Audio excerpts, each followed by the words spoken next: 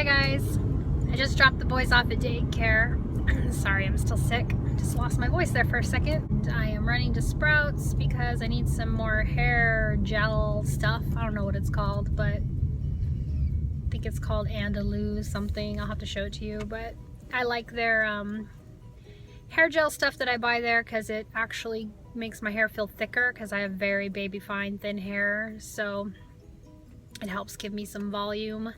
Even though my hair's so fried, that's why it actually like puffs out really good right now, even though I hate that it's fried, but it does make my hair look thicker, sadly. But anyway, after that I'm gonna run back up the road to Trader Joe's because I'm all out of hash browns and I only have, I think, like 2 or 3 sweet potatoes left, and I think I only have 1 russet potato left, and the bag that Luis bought, like, we have really bad luck buying potatoes in a bag. They always turn out to be green.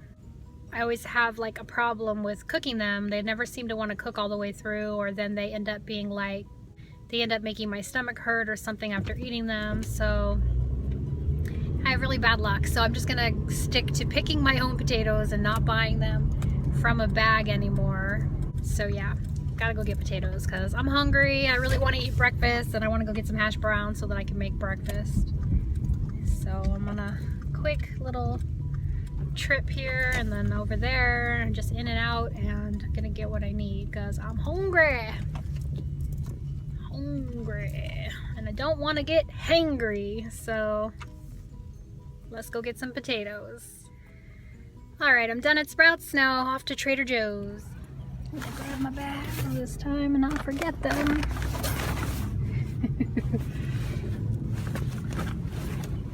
Stuff's falling out of the other bag.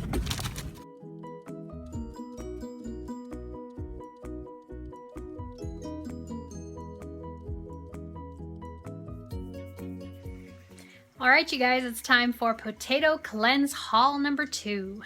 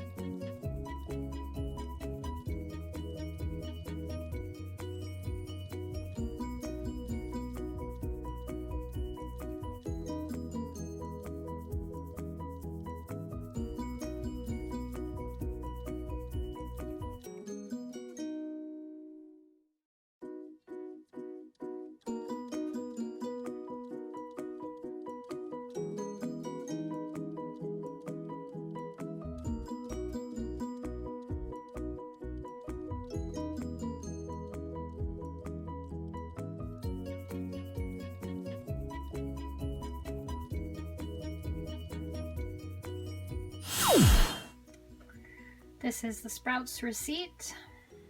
Ooh, I got a used bag credit. I didn't even know that. That's cool. $35.56 at Sprouts and $24.19 at Trader Joe's. Trader Joe's is really reasonable. They have really good prices and stuff. So I'm set for a few days. So I'm having some echinacea tea again because I'm still fighting a cold. I know I don't sound like it, but I can taste it and feel it in my chest. So yeah, trying to fight that off still. So I'm going to drink that while I make my hash browns for breakfast. Okay, so I know a lot of people have been having trouble making crispy hash browns, and I finally figured it out. So I'm going to share that with you guys. It's a lot easier than you think. Alright, so I dumped the whole bag of hash browns in here and I added in my seasonings, which I used salt, pepper, this savory lemon and herb table seasoning, and then this roasted garlic and herb table seasoning. I added that, and then I, mixed it all up, and then you just kind of press around the edges and smush everything together as tight as you can. Then you're going to stick the lid on.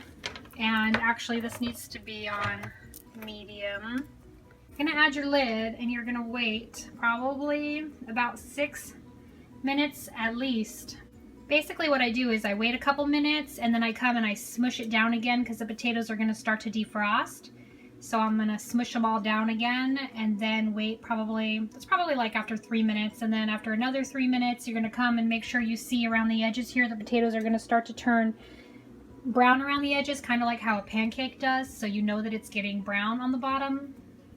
And then you're gonna use a large plate to cover it and then flip the whole pan basically onto a plate. And then you're gonna put it back in there and squish it down again and cover it. So I'll show you. Okay, so it's been 3 minutes, and I'm just gonna smush everything down again, make sure all the potatoes are tightly together. You guys, it's such a friggin' small world, seriously. I just found out that Samantha Marie Farnsworth, hey Sam, I follow her on YouTube. I met her through YouTube, and she followed me on Facebook, and it's so funny because, like, I never met her in real life. You know, I never heard of her until YouTube, and let me talk to you face to face. She's friends, or actually, well, I guess friends and co-workers with someone that I've known my entire life. They don't live here, but he lives in Washington, and I've known him literally my entire life. His wife is my mom's best friend from when they were in like 8th grade. And it's such a small world that they know each other and they've worked together for years, and that I've known him my whole life, and then I meet her on YouTube, and you know, and they know each other. It's so crazy. And that's not the first time things like that have happened, like, and that have happened to people that I know as well. Like my dad one time, my dad works at a hotel, and one time he's in security, and one time he was standing outside of the hotel doing his security detail and watching the people, you know, walk by, and some guy walked by and he was like, "Hey, I know you." And they used to station together when we lived in Germany at the Air Force Base out in Germany. So it's just crazy how you can come across people like out of the blue, or just run into people that know people that you know, and it's just funny how life works like that. So anyway, I just want to say hi, Sam, and just talk about how interesting that is that we met each other and you guys know each other. It's just too funny. So anyway, I'm still working on my hash browns, and I never timed it before technically, so I would say just let it cook until you see the edges browning, like I said, kind of like a pancake, and then put the plate on it and flip it. I usually use this big blue plate that my mom, it's actually my mom's. She gave us some leftovers or something on this one day, and we never gave it back. So the blue plate that will forever remind me of my mom, and I'll probably never give it back to her because, you know, it's like a souvenir of my mommy. So, and she collects all these, it's from England. She collects all these blue and white plates that she has a lot of them hanging on her kitchen wall. But anyway, I like it, so I use this to cover it, and then I flip the whole pan onto here, and then I slide it back on there, and like I said, smush it down and start over. So we'll see how these turn out. Hopefully I don't burn them while I'm trying to teach you how to make them, because that would be what I would do. So I don't know. I think it's obviously more than 3 minutes because my timer already went off for 3 minutes, and they're not crispy around the edges yet. But I just wanted to make sure as they're unthawing to smush them down and make sure they're all tight and together in there, so that when they flip they don't fall apart. Okay, so as you can see, they're starting to get a little bit brown. You see little brown pieces around the edges here. So you know on the bottom it's getting crispy. So it smells so good. I can't wait to eat. I'm hungry. So I'm going to go ahead and do this. Flip the whole thing over. So just go like this. You might lose a few little pieces of... Perfect. Now we just slide it back into the pan here. Like that.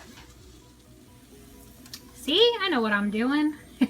I might not know the timing exactly, but it works. And then you smush it down again, and I usually add my kale now and put the lid on, and then let it cook again until all the kale wilts down.